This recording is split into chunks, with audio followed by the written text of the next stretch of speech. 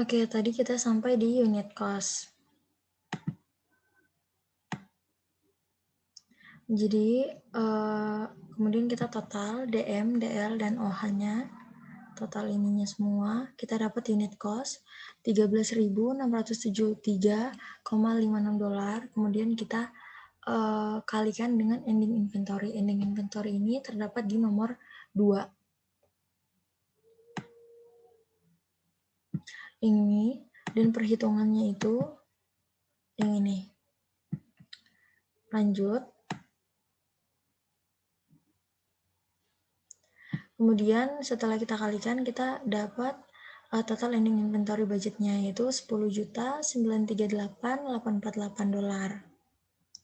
Kemudian lanjut ke nomor 7, atau CAGS budget. Nah, CAGS budget ini terdiri dari DM use, DL use, dan OH. Nah, DM use ini kita ambil dari nilainya ini, kita penjumlahan dari hasil nomor 3. Ini terdapat di nomor 3. Jadi, ini tuh penjumlahan dari hasil nomor 3. Itu yang ini. Nah, penjumlahan dari ini, atau penjumlahan dari DM cost budgetnya. Kemudian untuk DL use-nya ini dari nomor 4. Ini kita ambil dari nomor 4 yang ini. DL cost budget yaitu $7.395.000 dan ditambahkan dengan $2.610.000. Setelah itu untuk OH-nya kita ambil dari nomor 1 atau hasil dari nomor 1. 18.800. Kita ambil dari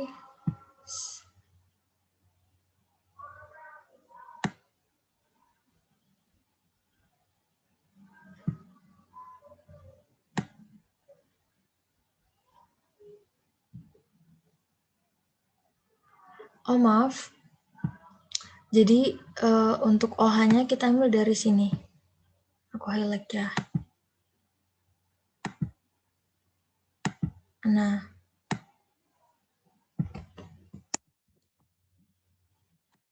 untuk total OH-nya ambil dari nomor 5.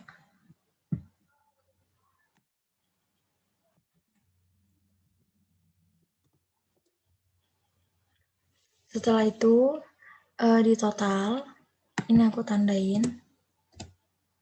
adanya di jawaban nomor 5. Nah, setelah itu di total dapat COGM, yaitu $36.745.580. Kemudian kita tambahkan lagi dengan beginning finish good. Nah, beginning finish good ini diambil dari nilainya itu dari ending inventory, yaitu 800 unit, dikali dengan unit cost. Itu 13.673,56. Jadi 800-nya ini, yaitu ending inventory, dia terdapat di nomor 2, jawaban nomor 2, kemudian 13.673,56 ini, yaitu kita ambilnya dari unit cost, terdapat di jawaban nomor 6. Setelah itu, selesai untuk materi nomor 1.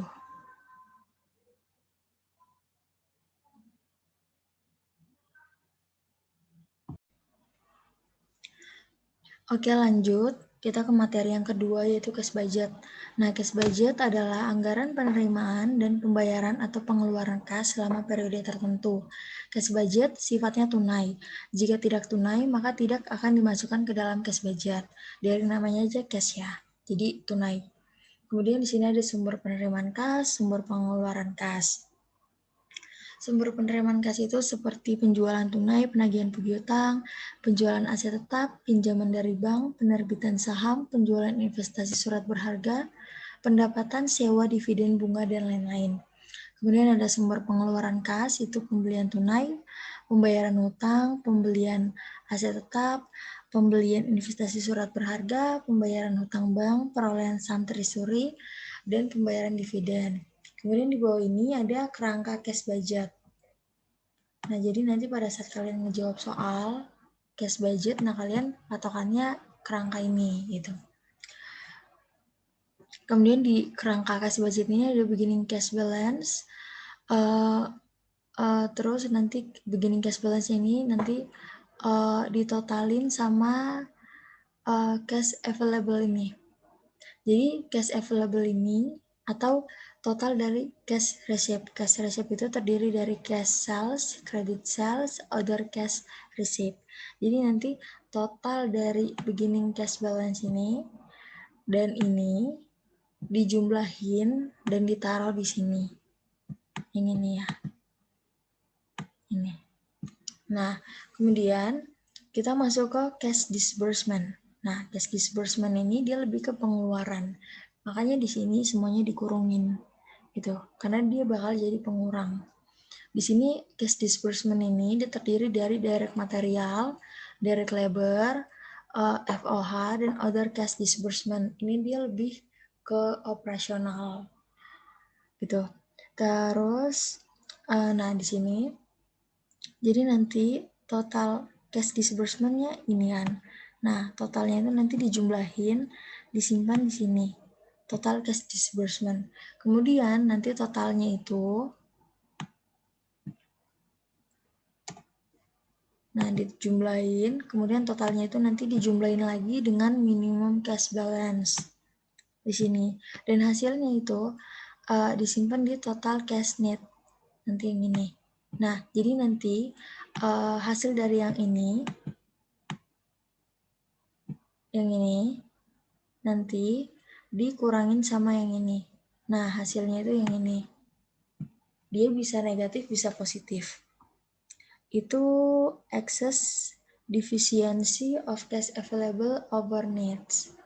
Kemudian lanjut ke financing. Nah, financing ini dia tergantung soalnya. Kadang ada, kadang nggak ada gitu. Jadi kita lihat aja kalau misalkan 4 poin ini ada di soal, berarti financing ini ada gitu. Tergantung yang diminta soal. Kalau borrowing berarti dia dijumlah, kalau repayment dikurangkan, interest revenue dijumlahkan, interest expense dikurangkan, seperti itu. Kalau misalkan 4 poin ini nggak ada di soal, kalian langsung aja. Jadi dari sini, kalau misalkan kalian udah dapet yang ini, kalian langsung ke sini. Gitu. Kalian langsung ke sini. Nggak pakai total financing. Nah, tadi kan di sini ada minimum cash balance ya. Nah, minimum cash balance ini, itu kayak misalkan kalian punya duit 50.000 buat jajan sehari. Gitu. Terus kalian sisain 10.000 buat jaga-jaga. Nah, 10.000 itu dan kalian nggak belanjain 10.000 itu.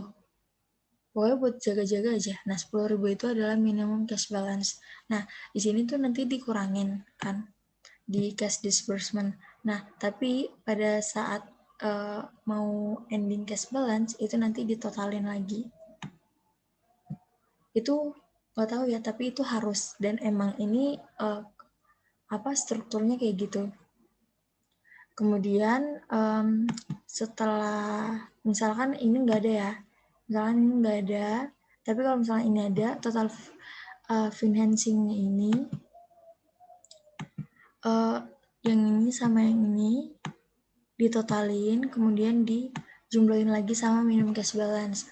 Hasilnya ending cash balance. Tapi kalau misalkan financing nggak ada, ininya nggak ada, berarti dari sini langsung ditotalin sama minimum cash balance-nya. Kemudian hasilnya ending cash balance. Setelah itu di sini ada keterangannya gitu. Credit sales bisa termasuk cash discount, mengurangi penerimaan kas, dan late fee menambah penerimaan kas.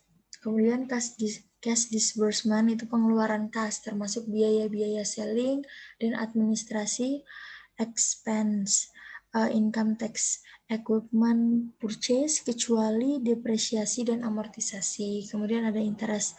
Interest dapat berupa interest revenue dan interest expense. Kemudian membayar dividen termasuk ke financing activity. Kemudian kita lanjut ke soal. Di sini ada soal cash budget.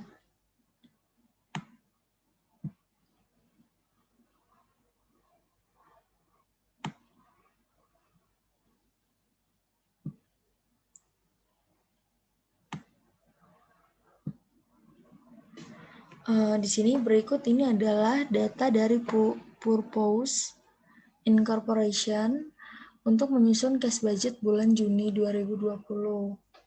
Di sini diketahui cash balance-nya itu ada 55 juta, saldo kas minimum ditetapkan 15 juta. Ini tadi yang cash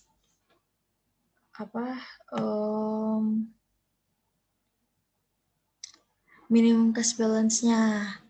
Nah, minimum cash balance-nya itu ada 15 juta.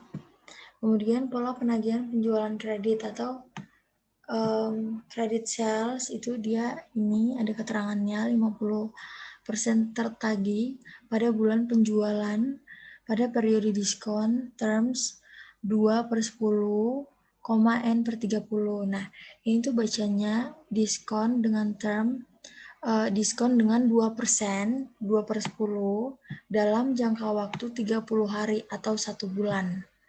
Kemudian selanjutnya ada 25% tertagih pada bulan pertama setelah bulan penjualan. Kemudian ada 20% tertagih pada bulan kedua setelah bulan penjualan dengan dikenakan denda 3%. Dan juga ada 5% tak tertagih. Setelah itu, di sini ada penjualan yang terjadi pada bulan April, Mei, dan Juni. Selanjutnya ada pembelian ditetapkan 60% dari total penjualan bulan bersangkutan dengan pola pembayaran sebagai berikut. 55% dibayar pada bulan pembelian pada periode diskon 2% dalam waktu 30 hari atau 1 bulan. Kemudian ada 25% dibayar pada bulan pertama setelah bulan pembelian dan ada 20% dibayar pada bulan kedua setelah bulan pembelian. Kemudian juga ada biaya operasi yang terjadi bulan Juni 2020. Itu ada biaya gaji dan upah, perlengkapan kantor, biaya depresiasi peralatan, biaya lainnya dibayar tunai. Nah, biaya operasi atau operasional biasanya dia masuk ke cash disbursement. Kemudian kita diminta A. Susunlah cash budget untuk bulan Juni 2020 dan B. Apa rekomendasi Anda sehubungan dengan cash budget yang telah Anda buat dengan asumsi seperti jawaban Anda. Nah, di samping ini itu udah ada jawabannya.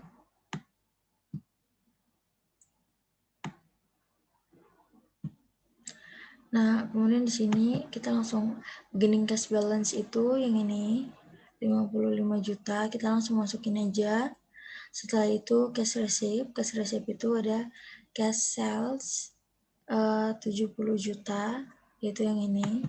Karena kita ininya buat cash budgetnya di bulan Juni, jadi kita masukin cash sales-nya itu pada bulan Juni, yaitu 70 juta. Kemudian lanjut credit sale. Nah, credit sale ini kita pakai pola penagihan penjualan yang ini. Jadi 50% tertagih, ini yang kredit ya, pada